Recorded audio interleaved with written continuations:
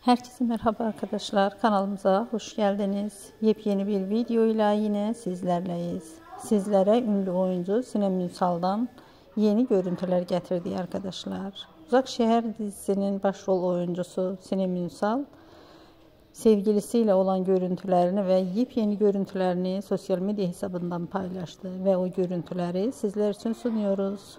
Umarım kanalımızı beğenirsiniz. Kanalımızı beğeniyorsanız da takipte kalın. İyi seyirler. Hoşça kalın.